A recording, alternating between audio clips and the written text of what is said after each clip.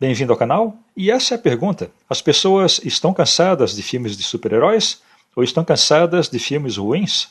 Eu não sei quanto à sua resposta, mas a minha é bem simples.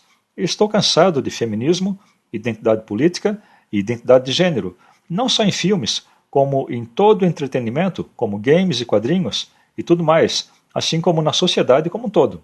2025 poderia ter sido um divisor de águas, não só para Marvel, como para DC também. Esse poderia ser um ano de tudo ou nada para ambas.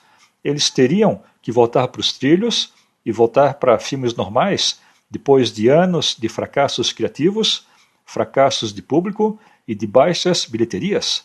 No lado da DC, James Gunn teve a chance de ouro de relançar todo o universo DC nos cinemas. E do lado da Marvel, as coisas não começaram esse ano muito bem. Essa é a certeza. Capitão América, Admirável Novo Mundo, foi um filme abaixo da mediocridade, foi embaraçoso, pretensioso, uma verdadeira sinalização de virtude em forma de identidade política, uma bagunça que não serviu para nada. Thunderbolts foi melhor recebido pelos fãs e, apesar de ter sido um filme melhor que o Capitão América Fake, também foi um fracasso de bilheterias. Então sobrou para o Quarteto Fantástico redimir a Marvel em um ano desastroso para a franquia. Só que também não conseguiu. Acabou não fazendo boa bilheteria, assim como os demais filmes da Marvel nesse ano.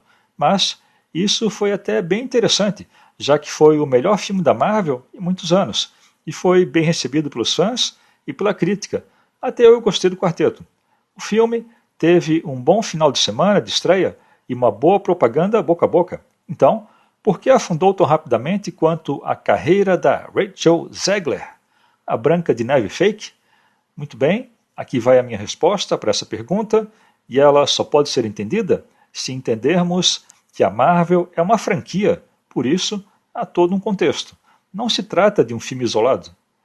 Acho que essa baixa bilheteria do quarteto foi útil em certo sentido, porque assim podemos ver alguns mitos que fazem parte desse universo da Marvel nos cinemas. O primeiro mito é que a Marvel sempre pode voltar. As pessoas acham que eles vão fazer o filme certo, na hora certa, e vão voltar aos dias de glória do passado. Mas aqui vai um pouco de realidade. Isso nunca vai acontecer. Claro, eles podem acertar um filme aqui, outro ali, e eles têm uma base de seguidores confiável, mas os dias de filmes que arrecadam mais de US$ 1 bilhão estão no passado e continuarão por lá. US$ 500 milhões é uma bilheteria aceitável hoje para um filme de super-heróis. O problema é que esses filmes custam 200 ou 300 milhões para serem produzidos, além do orçamento para o marketing. Então, a bilheteria não é condizente com essa realidade. Os números não ajudam nem um pouco. Mas por que isso acontece? A essa altura do campeonato, a Marvel é uma marca bem danificada atualmente. Sua base de seguidores foi gradualmente se dissipando e indo embora, depois de quase uma década de filmes e séries medíocres, carregados de ideias divisionistas, como feminismo e identidade política, além de filmes formulaicos, humor sem graça e uma supersaturação e uma superexposição dos personagens. Eles se tornaram muito bem-sucedidos, muito complacentes, muito preguiçosos, e eles se iludiram com a ideia de que poderiam expandir para sempre e sem limites. É difícil se emocionar e se animar com alguma coisa que fica se repetindo sempre do mesmo jeito, e assim as pessoas têm sempre a mesma experiência, carregada das mensagens radicais e divisionistas, só mudam as cores do uniforme de Colan. Mesmo um bom filme como o do Quarteto pode passar despercebido. Não há exploração de novas possibilidades. O que há é a mesma coisa de sempre para se chegar ao mesmo final previsível de sempre. O segundo mito é sobre o Pedro Pascal ser um bom nome para filmes de heróis. Nesse ponto, eu acho que está na hora de perceber que esse cara não vai ser um grande nome no cinema, e nem toda aparição em tapetes vermelhos, filmes de orçamento alto e prêmios vão mudar isso. Nessa altura, fico imaginando porque Hollywood fica apostando num cara insuportável desses, que parece que sofre de síndrome de borderline, ou qualquer coisa desse tipo. Ele não vai ser uma superestrela, não adianta insistir. No entanto, a Disney apostou as suas principais franquias, Star Wars e a Marvel descara. Então, colocam toda a máquina de propaganda atrás dele, tentando parecer que ele é maior do que realmente é. Tentam fazer dele uma superestrela, mas o problema é um só. Ele não é e nunca vai ser uma superestrela. Ele sabe interpretar os personagens, é um sólido ator, é talentoso, mas está além dos limites dele ser um grande nome. Ele não tem o carisma, a presença, o magnetismo e nem mesmo visual para ir muito além do que já foi. O terceiro mito é que não existe a chamada fadiga de filmes de super-heróis, e sim a fadiga de filmes ruins. Não concordo. Acho que existe mesmo uma fadiga de filmes de super-heróis. Os gêneros de filmes vêm e vão, são uma espécie de modismo. Ninguém se mantém popular e relevante para sempre. Depois de cerca de 25 anos de domínio, parece que as cortinas dos filmes de super-heróis estão mesmo se fechando. Eu não estou dizendo que esses filmes vão desaparecer e deixar de existir completamente. Assim como os quadrinhos não desapareceram totalmente, sempre haverá um núcleo de seguidores para esses filmes. Isso significa que o público em geral, que na verdade era o responsável por essas grandes bilheterias, perdeu interesse nesse tipo de filme. Então esse público resolveu procurar alguma outra coisa e agora os filmes de heróis não são grandes coisas para eles.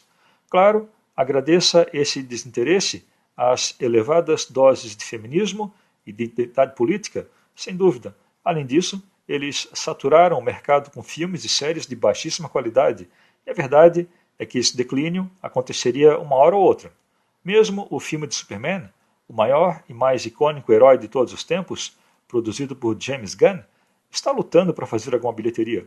No momento da gravação desse vídeo, cerca de um mês depois do lançamento, esse filme alcançou uma bilheteria de 550 milhões de dólares, o que não é lá essas coisas. Vai precisar de alguma sorte para chegar aos 600 milhões. Isso não é só desapontador, como é um belo de um desastre. Eles apostavam tudo nesse filme e nem chegou tão longe. O que eles acham que vai acontecer com os futuros filmes da Supergirl e até pretendem fazer um do Clayface, o cara de barro, e um com o Monstro do Pântano. Se o Superman não foi tão longe assim, o que dizer de todos esses outros? O fato é que a audiência mudou, ficou mais adulta e eles deixaram os super-heróis para trás. Todos esses superpoderes e esses super-seres que pareciam tão legais há 10 anos, agora as pessoas nem se importam mais. E agora eles lutam por relevância no mundo que avançou e deixou os super-heróis para lá.